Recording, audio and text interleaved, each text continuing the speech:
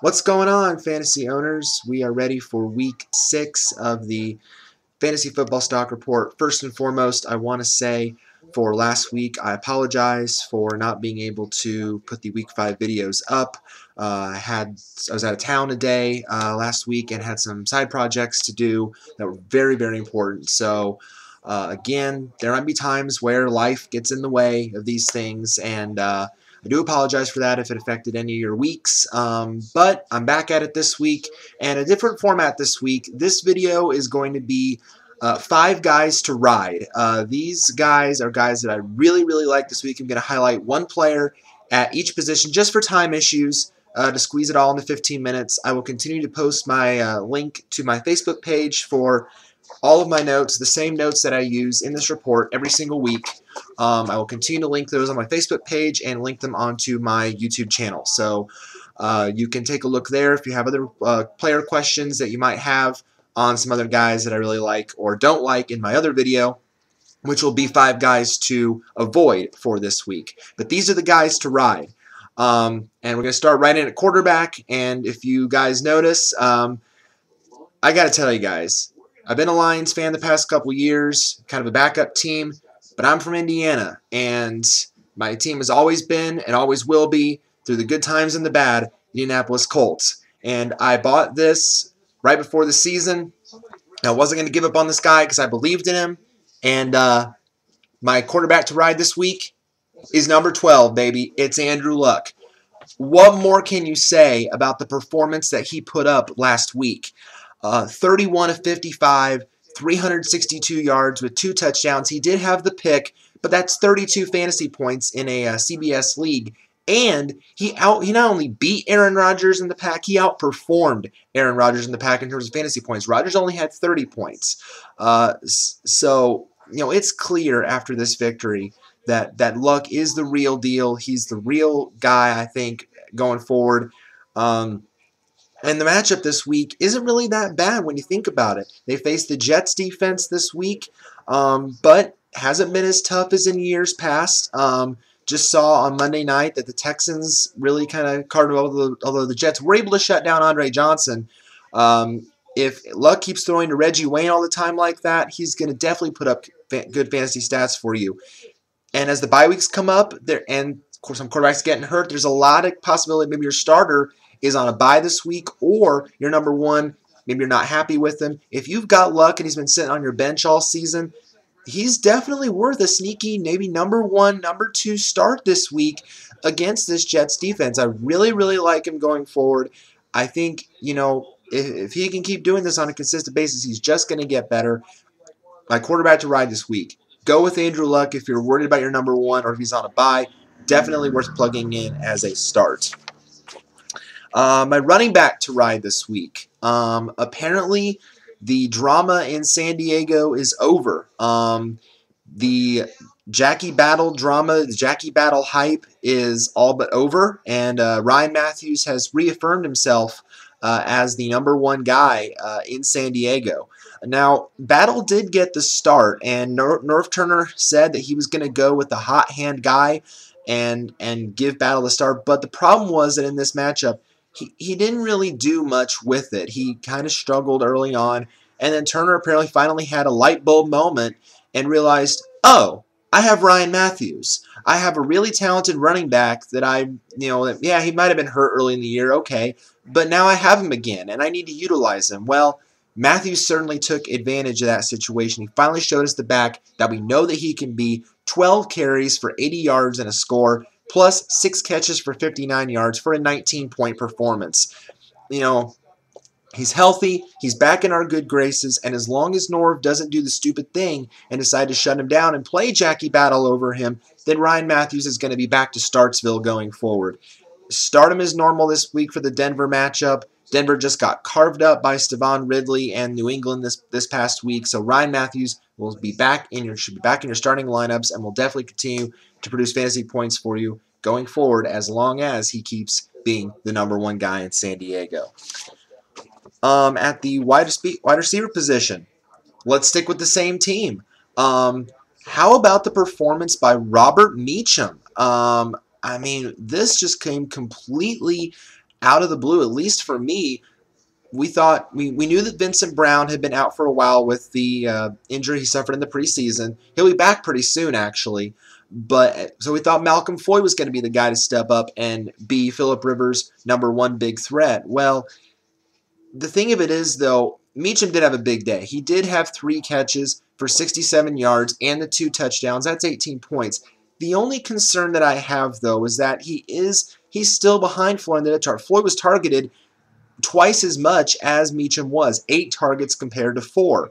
But the good thing is this does show who the clear #2 is in San Diego. It's not Antonio Gates. I'm sorry. Antonio Gates has been nothing but a tight end disappointment in San Diego this year. He is not materializing as the player we thought he would be this year.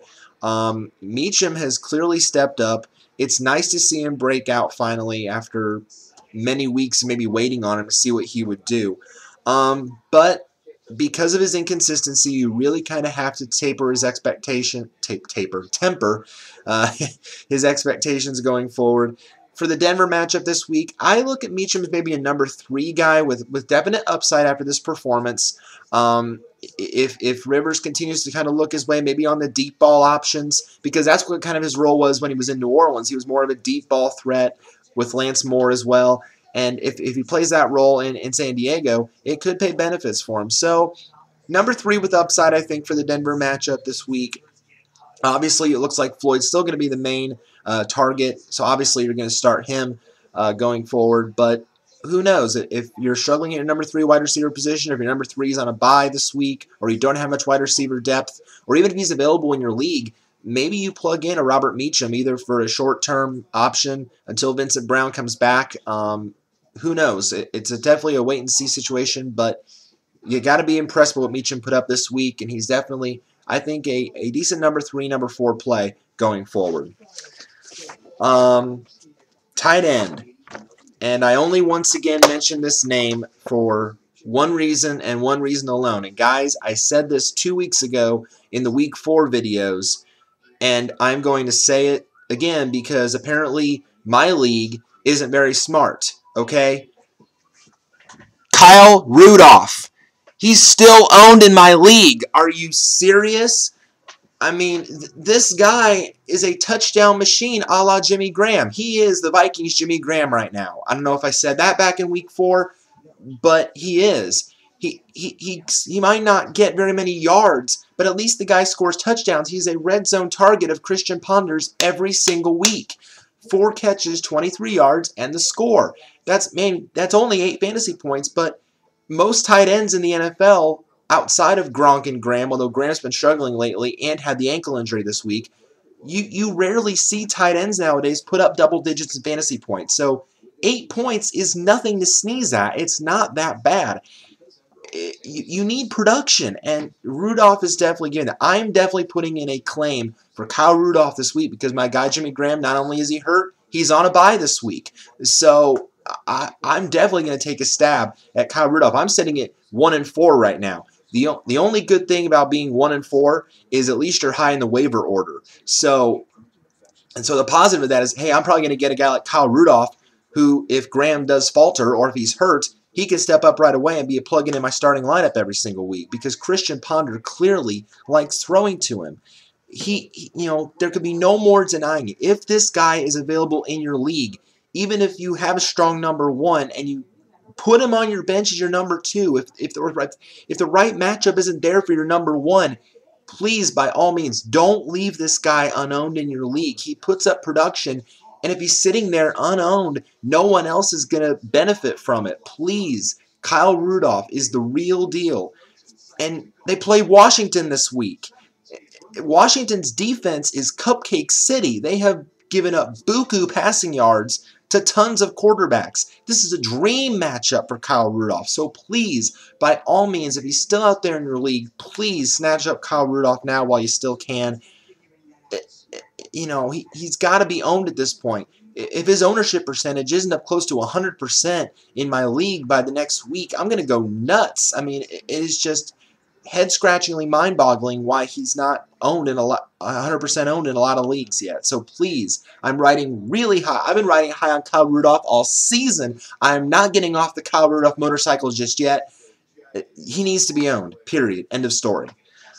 All right, guys, one more wild card for this week. And speaking of getting on motorcycles and trains and bandwagons, I can deny this guy no longer as well. I am finally on this bandwagon after what I saw on Monday night. That's right, folks. It is finally time to buy into Jeremy Kerley. I mean, someone's got to step up. With all the injuries that the Jets receiving corps is taking. You've got Santonio Holmes now out for the year with that foot injury, the Lisfranc injury, or Lisfranc, however it's pronounced. Sorry. You've got Dustin Keller, who's been out lately with I think the hamstring issue. Someone's got to catch the ball when Mark Sanchez throws it. And there were a couple guys that stepped up last night. Cumberland had a touchdown, but I'm not quite sold on him just yet. I think Cumberland's more of a short-term option because Keller eventually will be back. But I'm sorry. I'm finally sold on Jeremy Kerley. He didn't see the end zone, but he did have 5 catches for 91 yards. So that's 9 points. That's good number 2, number 3 receiver numbers right there. So, you know, I really like him as maybe a sneaky number 3 for the rest of the season. I think he's going to take advantage as long as Sanchez is the guy.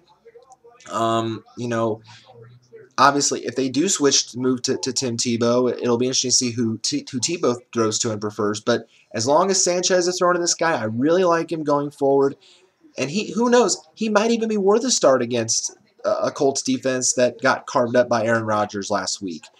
You know, so again, if you're lacking depth, if you're looking for a number 3 guy, if he's out there in your league, maybe you take a stab on Jeremy Kerley, who is definitely coming into his own as a big-time target now in this Jets offense because of all those injuries.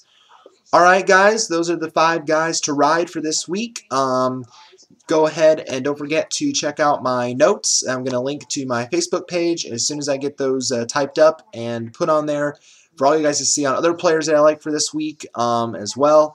And don't forget to check out the 5 to avoid video for duds from the past week and see what their statuses are going forward as well. Thank you guys so much again for all the support and concern. I really do appreciate you guys with your views, with your suggestions, any comments you make, questions is definitely appreciated by you guys. And because I'm, like I said, I love the game. I love football. I love fantasy. I love playing this game. No matter how bad I do, I'm just trying to make myself better and you guys better as well. So thank you guys so much for your patience and your understanding. And I will go ahead now and record the 5 to avoid video, and then I will get those notes posted as soon as I possibly can. Thank you guys, and good luck in week 6.